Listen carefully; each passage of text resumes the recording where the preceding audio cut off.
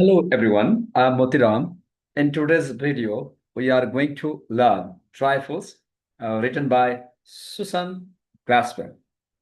This video is going to be very interesting as it incorporates three languages: English, Nepali, and Hindi. In the meantime, at the last of this video, I'm going to present you some ideas about writing summary. So stay tuned. And if you have not subscribed Magical Learners Hub, you are advised to do so that you can get ideas relating to the lessons, learning, language aspects, and many more. So let me take you to the characters. There are the characters. The first character is Mrs. Hell, wife of Louis Hell. Then next one, I'm going to present here Henry Peters. And Henry Peters is the sheriff and husband of Mrs. Peters. And next one, we are going to manage you, we are going to show you Louis Hall, farmer, George Henderson, county attorney. And here, these all pictures have been assisted or developed through AI, and it is given to you, or they are given to you to make you understand about the characters. Let us go to the introduction section. यो सुसन ग्यास्पेलद्वारा लिखित one act प्लेलाई अथवा एकाङ्कलाई हामीले परिचयको रूपमा राख्दाखेरि यसको title ट्राइफल्स रहेको छ। कसरी साना साना कुराहरूले ठुलो डिसिसन लिन सक्नुपर्ने अथवा डिसिसन लिनुपर्ने अवस्था गराउँछन् त भन्ने सम्बन्धमा अथर सुसन ग्लासपेल हुनुहुन्छ। यो one act play feminist drama हो, रियलिजममा आधारित छ। वास्तविकतामा 1916मा यो चाहिँ लेखिएको थियो। सिग्निफिकेन्स, यसको महत्त्व के छ भने a foundational work of modern American drama and a key text in feminist literary studies. महिलावादी साहित्यिक अध्ययनमा यसको चाहिँ मुख्य भूमिका रहेको छ। इसमें मैं आपको परिचय के तौर पर बताना चाहूंगा, ये इसका टाइटल जो है ट्राइफल्स, सुसन ग्यास्पेल द्वारा लिखित है। ये महिलावादी राइटर है जिसमें वास्तविकता के बारे में जानकारी बहुत सारी पाई जाती हैं और इसका जो है महत्व और इसका जो है इम्पोर्टेंस बहुत ज़्यादा है, जिसमें मैं कहना चाहूँगा इसको महिलावादी अमेरिकन ड्रामा में और साहित्य के अध्ययन के तौर पर महत्वपूर्ण माना जाता है। So, the silent crime. A murder has occurred. John Wright is found strangled in his farmhouse. So there was a murder, and John Wright was dead. He was strangled in his farmhouse. The man, county attorney, sheriff, and a neighbor investigate the crime scene for a motive. उनीहरूले कुन प्रकारको चाहिँ motive हुनसक्छ त, के यसको चाहिँ रहस्य हुनसक्छ त भनेर त्यो सिनमा अथवा जहाँ क्राइम भएको छ त्यो स्थलमा उनीहरू जान्छन्। वो लोग क्राइम सीन की ओर जाते हैं ये पता लगाने के लिए कि इस घटना में कौन कौन से लोग शामिल हैं और ये घटना कैसे हुई। The woman, Mrs L, Mrs Peters accompanied them to collect some of Mrs. Wright's belongings. The women were there because they wanted to collect the belongings so that the evidences could be revealed out, and that could be helpful in finding out the culprit यो बिलोङ्गिङहरू अथवा सामानहरू collect गर्नको जिम्मा त्यहाँको आइमाईहरूलाई थियो र उनीहरूले यसरी सामान कलेक्ट अथवा जम्मा गरिरहँदा पाइएका तथ्यहरूले अथवा त्यो सामानहरूले केही सुरागहरू पाइन्छ होला अथवा केही चाहिँ एभिडेन्स अथवा प्रमाण पाइन्छ होला भन्ने आधार थियो। इसका मतलब है कि जो सामान्य चीजें मिसेस राइट से बिलोंग करते हैं और उनकी हैं उसको इकट्ठा करने से यही और कुछ सबूतें मिल सकती थी और जो सबूतें फर्दर इन्वेस्टिगेशन के लिए काम आ सकती थी।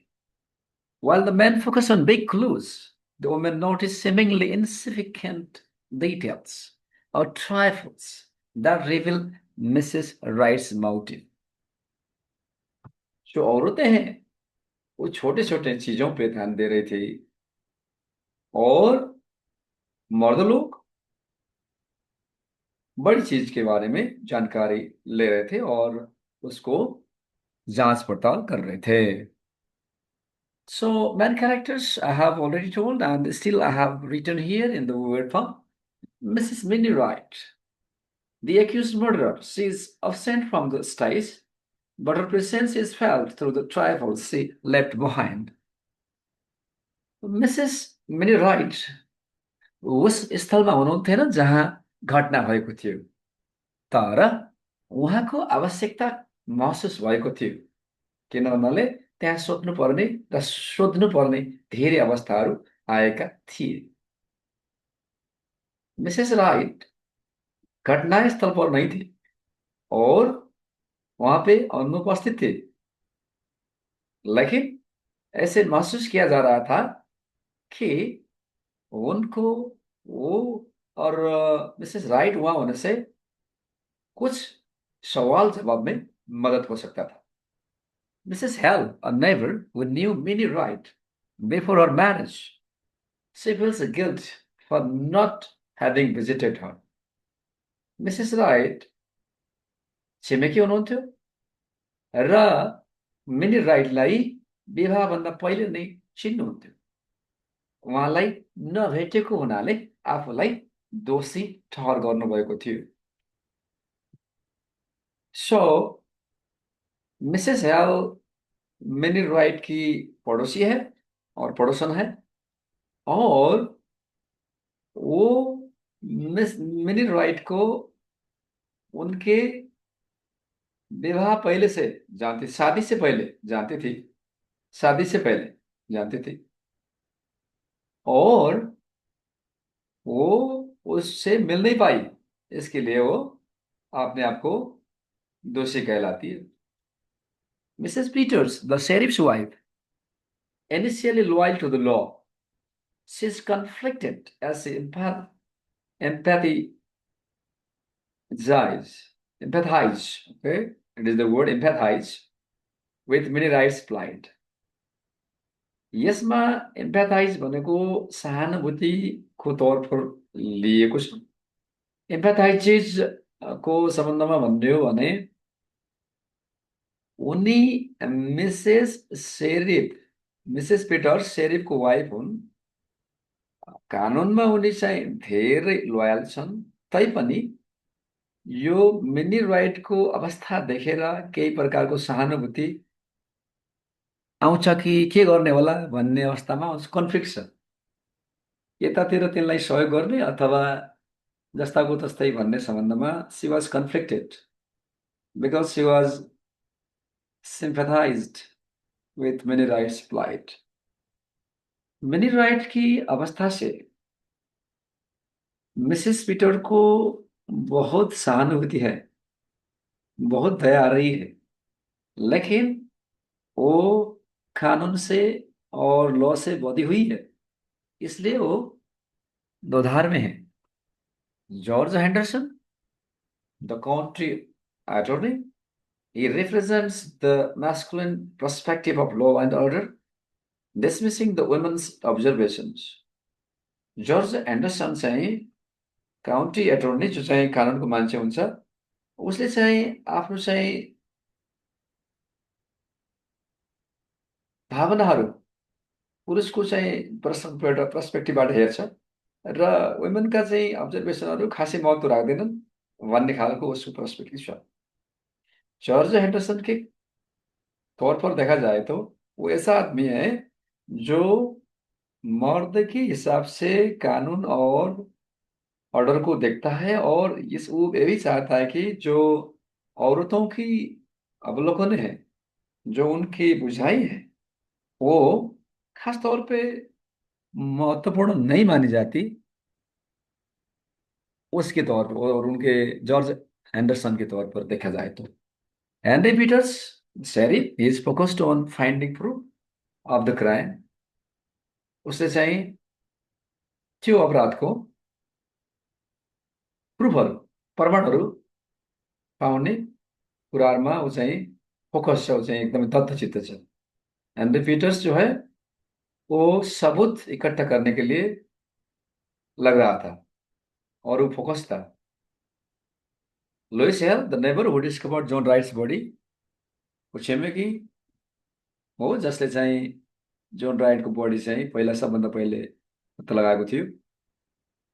वो पड़ोसी जिसने सबसे पहले जॉन राइट की शव पता लगाया। So these are the key themes, central ideas. Gender and justice. The play contrasts the male and female approaches to justice. The men seek legalistic proof while the women understand the emotional context. यसो भन्ने हो भने यसले विभेद मान्छे भनौँ न लोग्ने मान्छे र आइमी मान्छेको कानुनप्रतिको अवधारणा के छ त? मान्छेहरू लोग्ने मान्छेहरूले एउटा कानुनी सबुतहरू अथवा प्रमाणहरू हेर्छन् भने आइमीहरूले संवेगात्मक कुराहरू धेरै हेर्ने गर्दछ कन्टेक्स्ट अनुसार।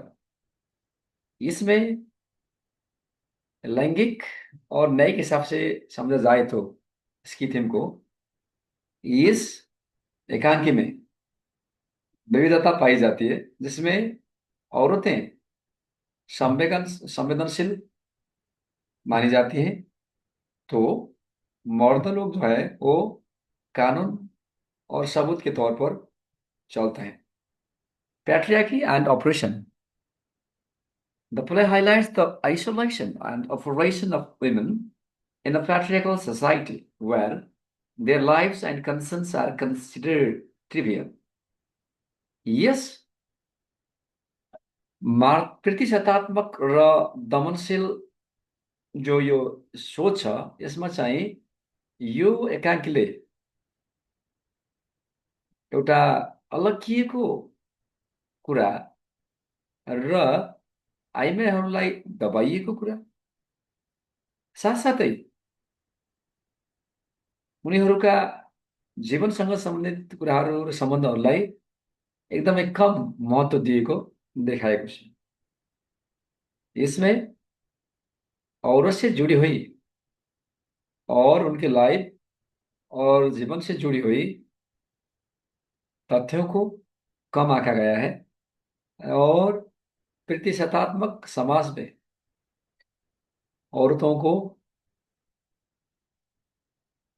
अप्रेस किया गया है और डोमिनेट किया गया है, ये दिखाया गया है। The power of small things, the title itself points to this theme. The women's trifling observations ultimately reveal the truth that the men miss. यहाँ चाहिँ सानो सानो कुराहरूलाई छोडिदियौँ भने अनदेखा गरिदियौँ भने यसले कसरी चाहिँ सत्यलाई उल्टो गरिदिन्छ त? कहिले सत्य चाहिँ हामीले बिर्सन सक्छौँ त? कसरी सत्य चाहिँ नभेटिन सक्छ भन्ने कुरा सानो कुराहरू पनि केयर गर्नुपर्छ भन्ने देखाएको छ। इस थीम में और इस विचार पे छोटे छोटे बातों पर और छोटी छोटी चीजों पे ध्यान देने से सत्य को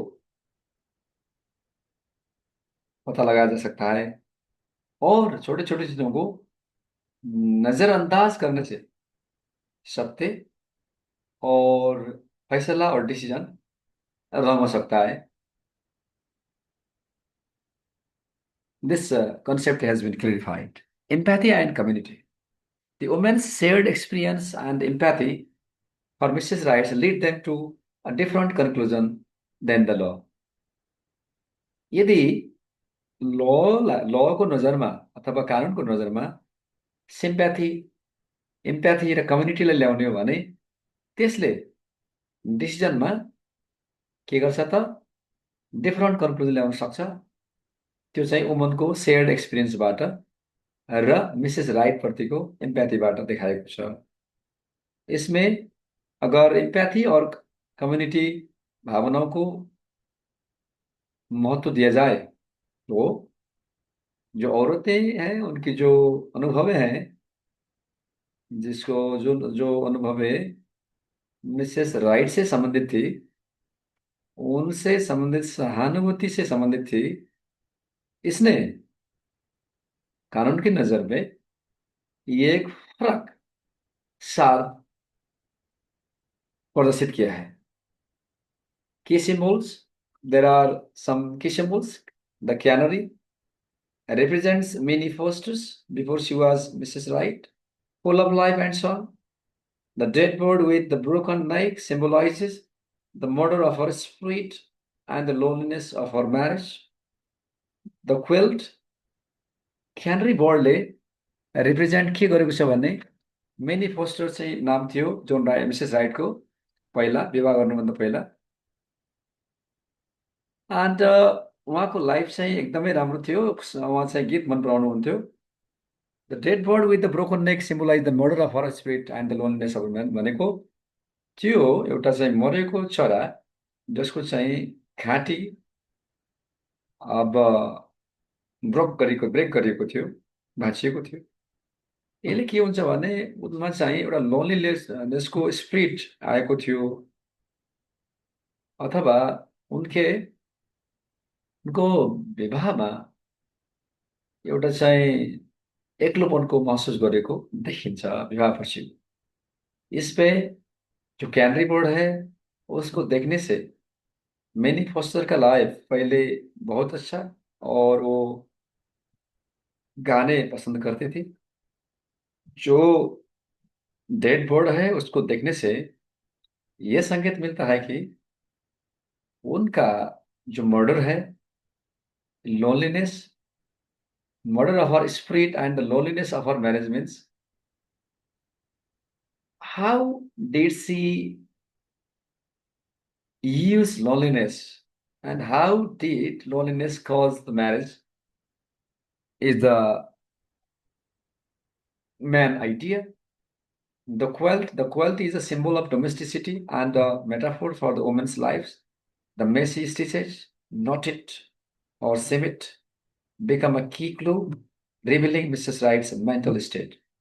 त्यसमा कहिले कतै जो क्वाल्ट सिलाइ गर्ने क्रममा त्यो चाहिँ मेसी थियो र यसले पनि उहाँको मानसिक अवस्थाको बारेमा जानकारी दिन्थ्यो.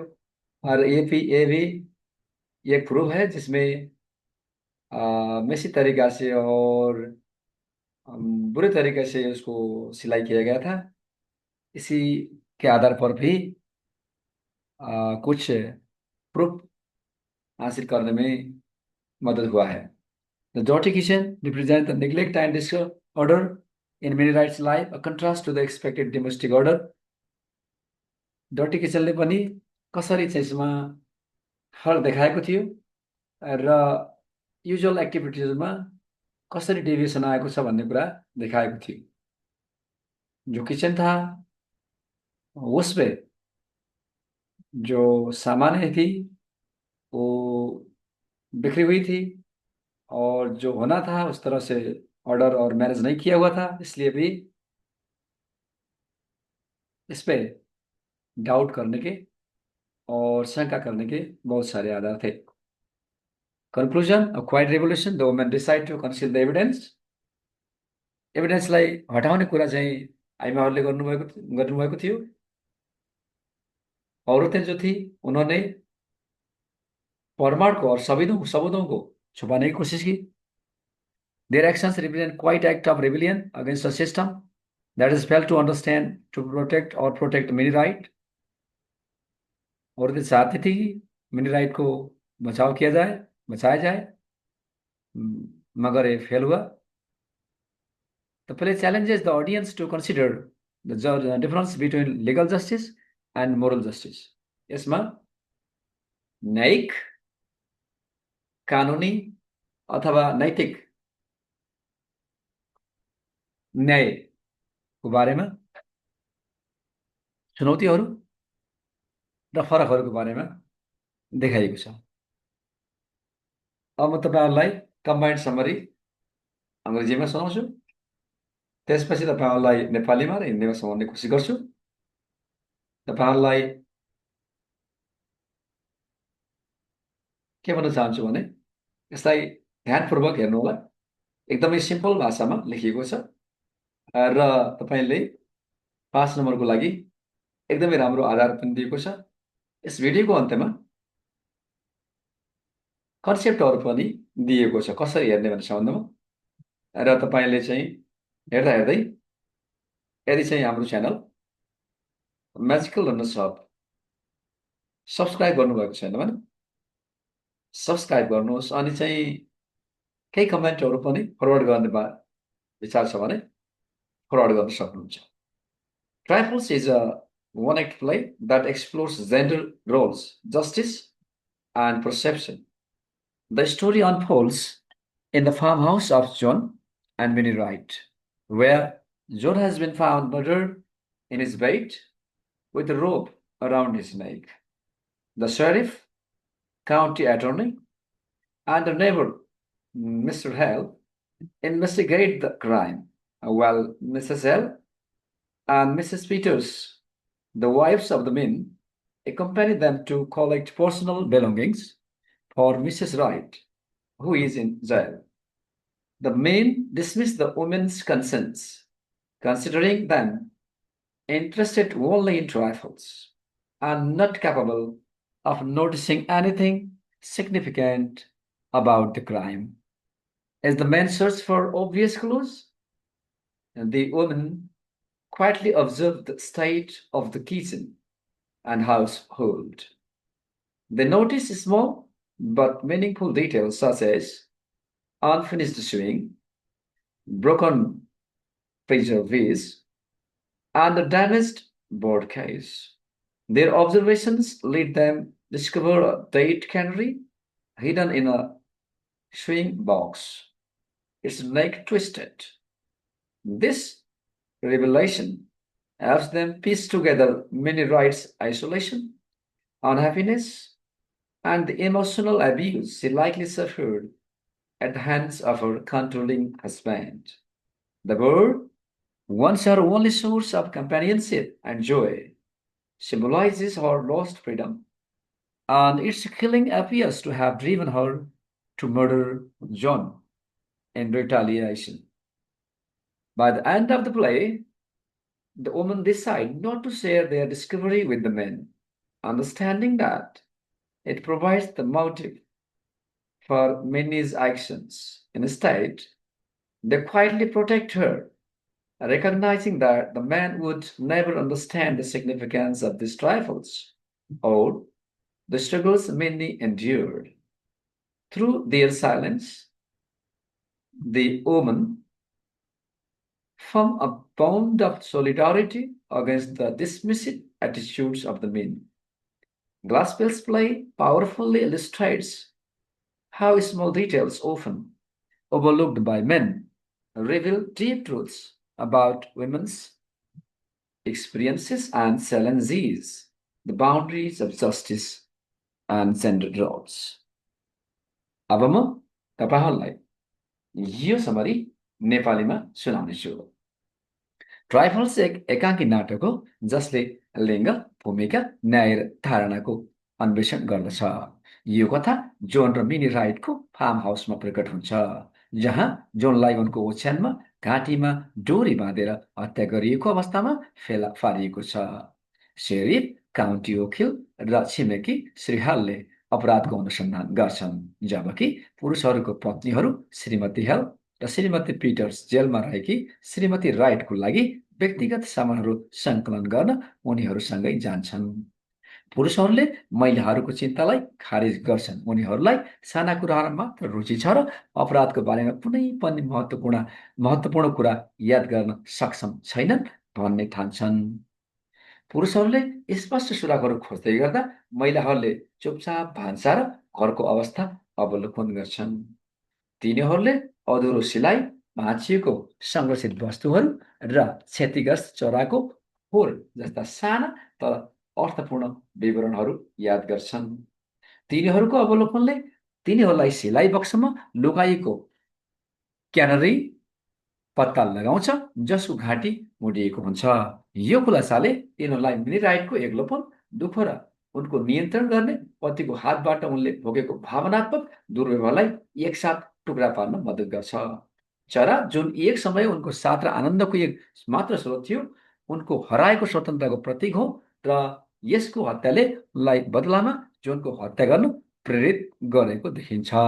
नाटकको अन्त्यमा महिलाहरूले आफ्नो खोज पुरुषहरूसँग साझा नगर्ने निर्णय गर्छ, यो बुझेर कि यसले मिन्नीको कार्यहरूको लागि प्रेरणा प्रदान गर्छ। बरु तिनीहरू चुपचाप उनको रक्षा गर्छन् र स्वीकार गर्छन् कि पुरुषहरूले यी साना कुराहरू वा मिन्नीले भएका सङ्घर्षहरूको महत्त्व कहिले बुझ्ने छैनन्।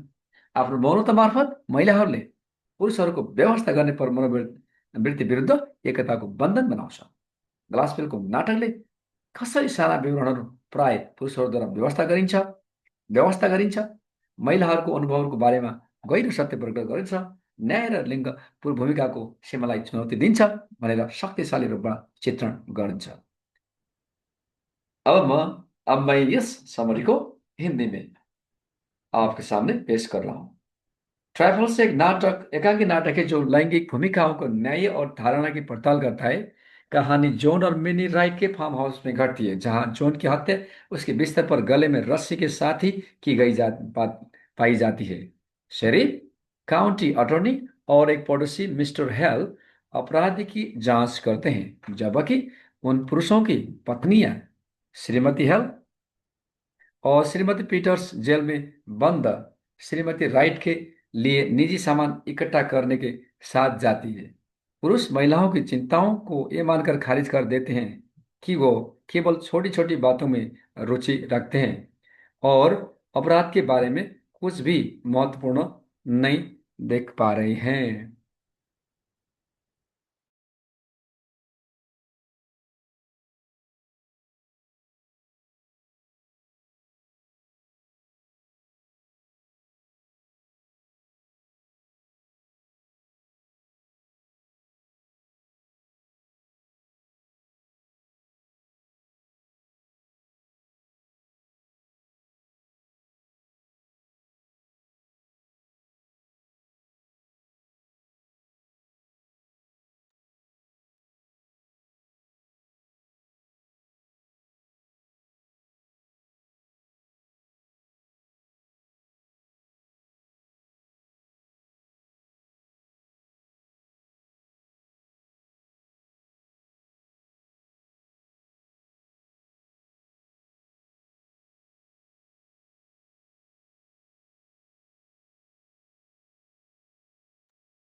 पुरुष जहां स्पष्ट सुराग ढूंढ रहे हैं, वहीं महिलाएं चुपचाप रसोई और घर की हालतें पर नजर रख रही हैं। वो छोटी छोटी लेकिन महत्वपूर्ण बातों पर ध्यान देती है, जैसे अधूरी सिलाई, टूटे हुए प्रिजर्व और क्षतिग्रस्त पंछी पिंजरा। उनके अवलोकन में उन्हें एक सिलाई बक्स में छिपा हुआ एक मरा हुआ कैनरी पक्षी मिलता है, जिसकी गर्दन मुड़ी हुई है। यह रहस्य रहस्योद्घाटन उनके मिनी राइट के अकेलेपन, दुख और उसके नियंत्रणकारी पति द्वारा झेले गए भावनात्मक शोषण का समझने में मदद करता है। वो पक्षी को कभी उसका एकमात्र साथी और आनंद का स्रोत था, उसकी खोई हुई आज़ादी का प्रतीक है, और ऐसा प्रतीत होता है कि उसकी हत्या ने ही उसे प्रतिशोध में जाने के लिए जान की हत्या करने के लिए प्रेरित किया गया है।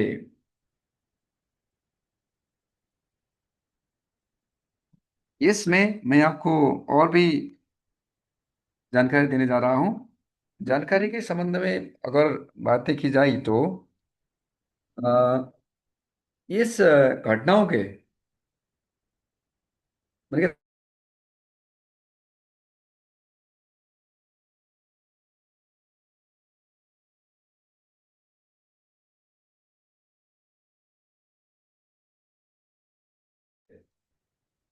सो पुरुष जहाँ स्पष्ट सुराग ढूंढ रहे हैं वही महिलाएं चुपचाप रसोई और घर की हालत पर नजर रख रही है। ये मैंने आपको जानकारी दे चुका हूँ। नाटक के अंत में महिलाएं अपनी खोज को पुरुष के साथ साझा न करने का निर्णय लेती है, समझते हुए कि यही मिटने के कार्यों का कारण है। इसके बजाय वो चुपचाप उनकी रक्षा करती है, ये समझते हुए कि पुरुष इन छोटी छोटी बातों या मिटने द्वारा सह गए संघर्षों के महत्व को कभी नहीं समझेंगे। उनकी चुप्पी के माध्यम से महिलाएं पुरुष के अपेक्षापूर्ण रवैये के विरुद्ध एकजुटता का बंधन बनाती है। अगला स्पेल के नाटक प्रभावशाली ढंग से दर्शाता है कि कैसे छोटी छोटी बातें जिन्हें अक्सर पुरुष अनदेखा कर देते हैं महिलाओं के अनुभवों के गहरे सत्यों का उजागर करती है और नए तथा लैंगिक भूमिकाओं की सीमाओं को चुनौती देती है। So I told you about some of the tips. So when you are writing summary, you just manage answering 5W1 is, and there must be the gist of what you are going to include finally there. So 5W means what, where, how, when, which. This type of information you can keep there. And I think this video has been very long and it will be very helpful for you. In the meantime, we just face some of the technical difficulties, but somehow it is going to help you more. Thank you. Have a great time ahead. So with this, we are going to stop the video.